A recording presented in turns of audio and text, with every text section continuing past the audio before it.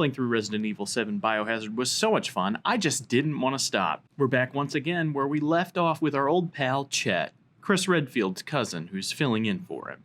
It seems that we have some loose ends to tie up, and I haven't played this DLC before, so we'll see how this goes. Umbrella seems to be operating as an anti-bioweapon PMC now, trying to take control of the whole Dulvey situation now that Ethan did all the work eliminating the Bakers and Evelyn. Lucas is still unaccounted for, and it seems that 3 of our team members went missing while investigating this salt mine. We deal with some moldy boys in true elite super soldier fashion. Chet is not afraid to get up close and personal with the molded, which is a nice change of pace from playing as Ethan. You know, when I saw him at the end of the game, I thought there was no way this could be Chris, but now that I'm playing as him, maybe it is Chris. I mean, a guy who won a fist fight with a boulder in a volcano would totally be okay using CQC on these moldy boys. I just can't get over how different he looks. Maybe fisticuff fuckery runs in the family. We continue to the lab, and it seems that the team is worried about Lucas doing some sort of experiments with the E-type mutamycete, aka Evelyn's secret sauce. If Lucas passes off whatever research he is doing to the third party he is working with, it could be disastrous, so we press on to find him. We come across one of our little buddies who warns us that it's too late. We say nah, but Lucas, disguised as a down soldier, says he has to agree with our friend as he slaps a device on her wrist. Lucas warns us not to do anything rash, displaying what may happen to us by detonating a bomb collar, causing our soldier boy's head to do its best impression of that one scene from Scanners. Lucas takes the opportunity to skedaddle, telling us not to follow him and showing off that he is bilingual, which is just hilarious for him.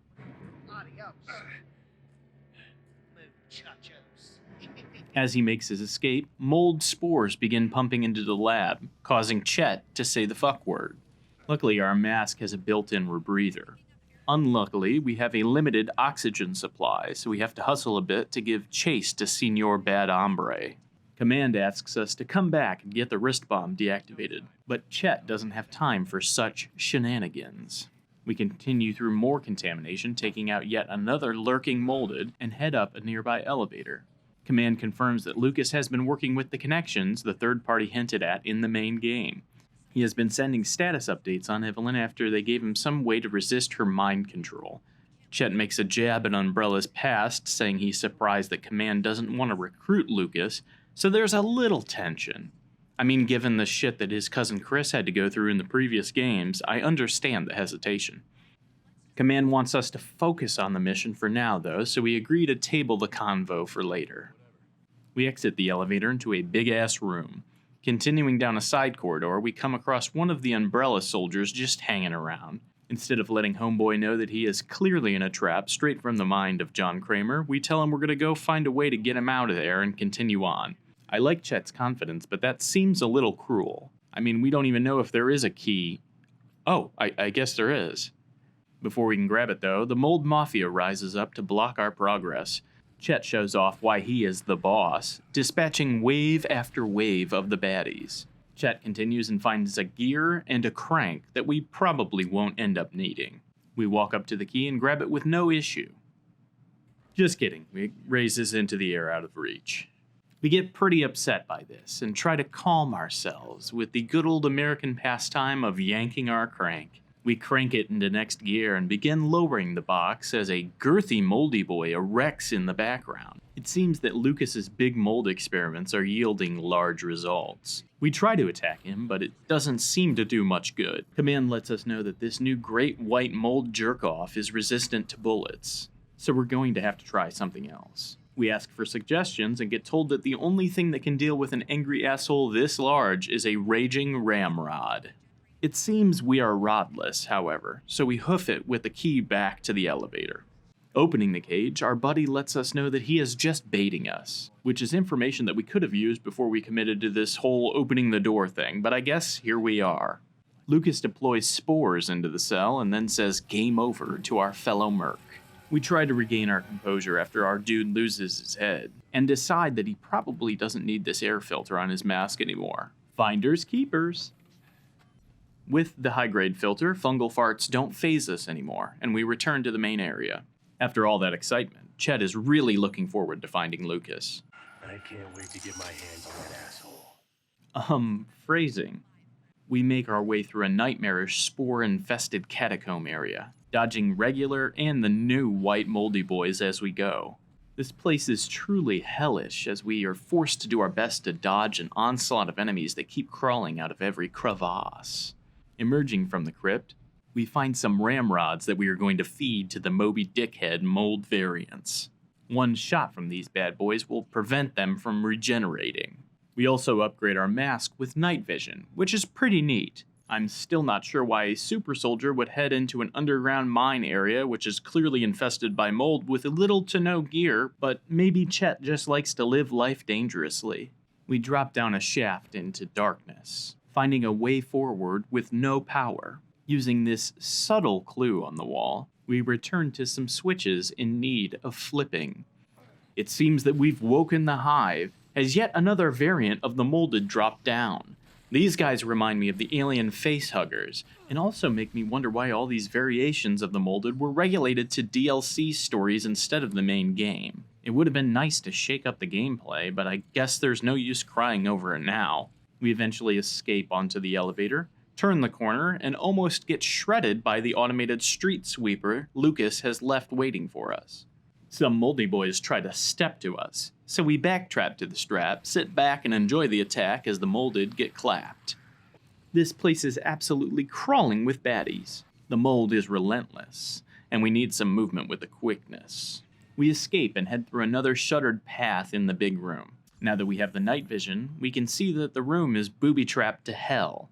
We avoid pressure plates, trip wires, and bombs with frickin' laser beams attached to their heads. We make like DK and fuck with some minecart madness before continuing on and finding our old friend from the Happy Birthday tape, Violent J.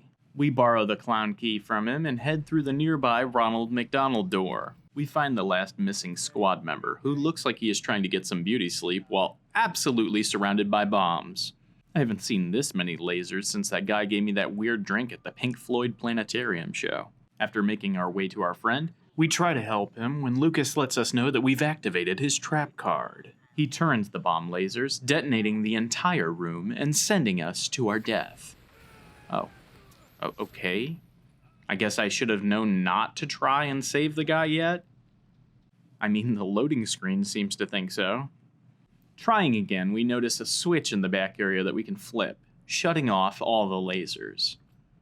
Making it back to the soldier, it really does seem like we're disrupting his nap time. Hey, you still with us? He rubs the sleepy out of his eyes, then takes us to a ladder that he claims will lead to freedom, just in time for his neck collar to activate and burst his head like a cherry tomato.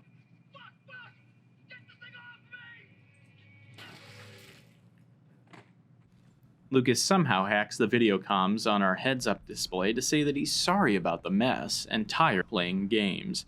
Chet is really upsetty spaghetti about all the sauce on his shoes, but Lucas reminds him that he is still wearing a live bomb and to maybe focus on that. A 10-minute timer begins, and Command asks us to go back to the big room and wait for further instruction. Once we get there, Command says that there are containers of liquid nitrogen nearby that we can use to defeat the bomb like it's the T-1000. We head through the red shuttered door back to the room where we got the key from. We take down the original white moldy boy we met, and then head through the nearby clown door. We're almost to the liquid nitrogen when some containers fall. It seems that Lucas wants to drop some words of wisdom, recommending that we eat shit and die. Behind us, the biggest, whitest, moldiest boy raises up. We use the ramrod to lower his defenses, then feed the lad an all-you-can-eat lead and grenade buffet. Big boy tries to waste our time, but eventually he goes down for the count.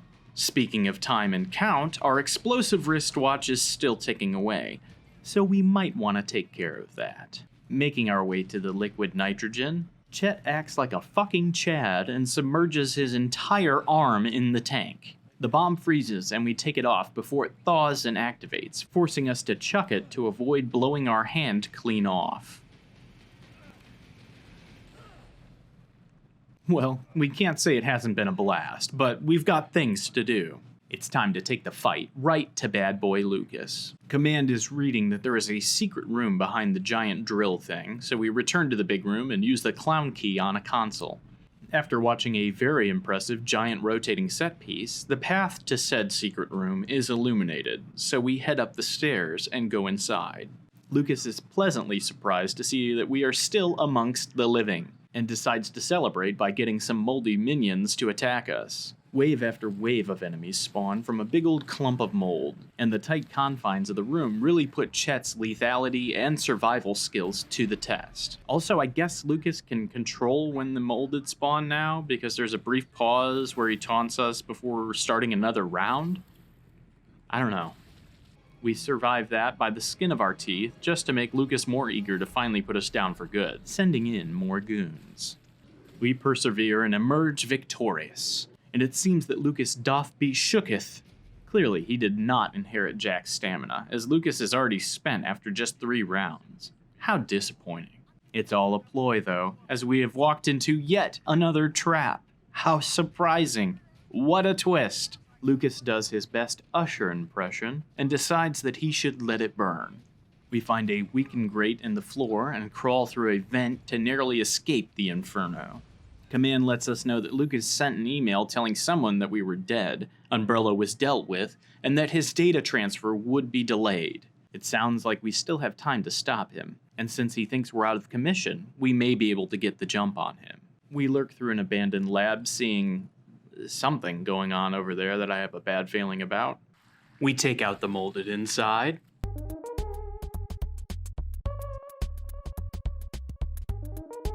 We see that there are some notes that Lucas was taking on Evelyn, showing her slow deterioration without the stabilizing medication that she needed, that eventually led to her being an old woman. He seems to have been working with the scientists in this lab before they all, we'll say, took early retirement.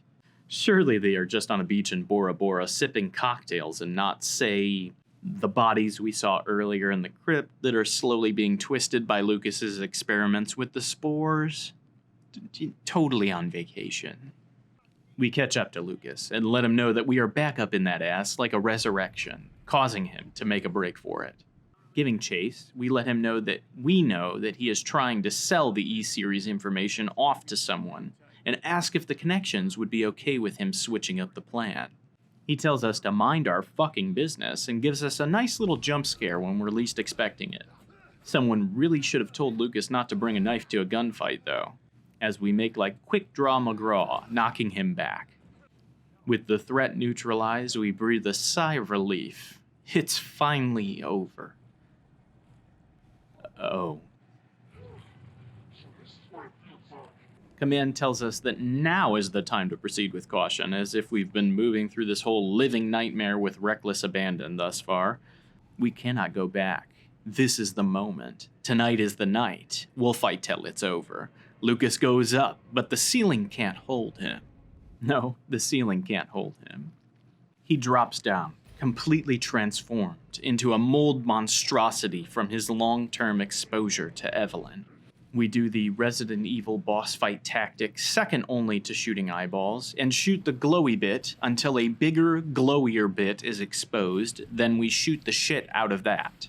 Lucas eventually starts screaming about his head game before growing larger and bursting, spraying more contamination all over the room. Nasty. Our filter can't handle Lucas's super stank and is slowly ticking down, making this a race against time to take the big beastie out before our air supply runs dry. This instantly turns up the pressure on the fight, but said pressure is immediately alleviated by conveniently placed oxygen resupply stations that just so happen to be in the room. So much for stakes, I guess. This is just the same fight we've been doing up to this point with an extra step. Whatever. This big stank can take more than a few hits, but we eventually end this war of attrition and Lucas slumps to the ground. We give Lucas the jigsaw one-liner he deserves before delivering the kill shot by putting a slug in his even uglier than usual mug. Command lets us know that we only have a little time left to shut down the data transfer. Instead of just shutting the computer down like a normal person, Chet channels his inner Neanderthal and makes shiny light box go boom. Glad that we didn't need to grab any data off that device, or that would have been a really shitty move. It seems that this situation is under control. The Umbrella PMC has the molded contained, and it seems that the terror that Evelyn caused is finally over. As we reflect on our journey, I can't help but shake the feeling that we are forgetting something, though. Ethan and Mia are safe. We took down Jack, Marguerite, Evelyn, and now Lucas. There just feels like there was something else that we were supposed to be... Ah, fuck! Whatever happened to Zoe?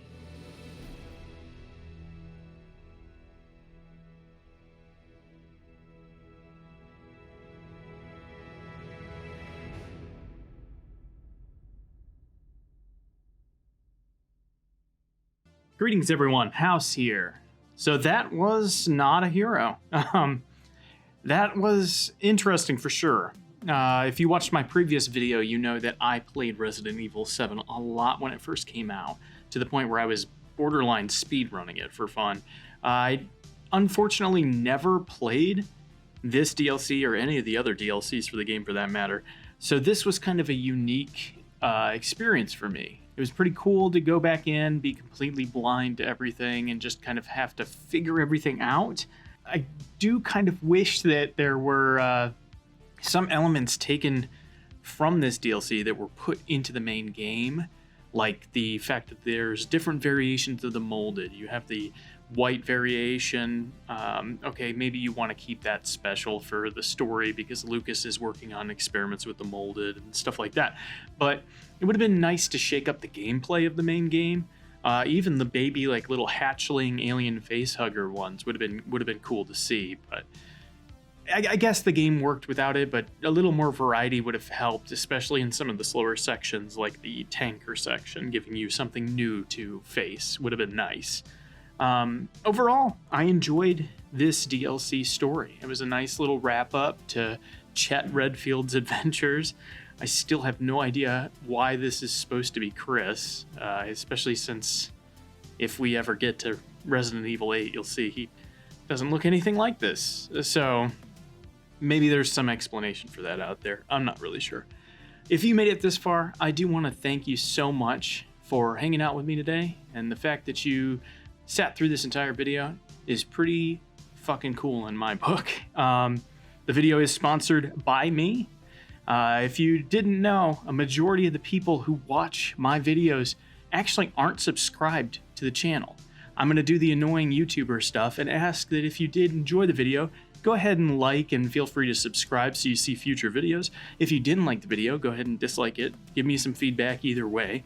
I know every YouTuber out there asks for that, but it really does help with the algorithm. It gives that positive reinforcement that YouTube is so desperate for, and helps push our videos out to more people so that we can have more people hanging out. And that would be greatly appreciated. I put a ton of work into these videos, so that taking a second of your time and giving me feedback, or subscribing just so you're up to date when new videos comes out. It's a very small thing for you, but it means the absolute world to me. So if you could do that, that would be great. Also, the music in this video for the intro and for the outro here, I created that. I've created some music. It is 100% DMCA copyright free. I want to make it available to you for use in your videos or streaming, or just for fun, absolutely at no cost. So be sure to see the pinned comment down below to access that. Like I said, completely free. If you have some time to check that out, that would be greatly appreciated. All right, well, hopefully everybody enjoyed. Hopefully you had a laugh or two.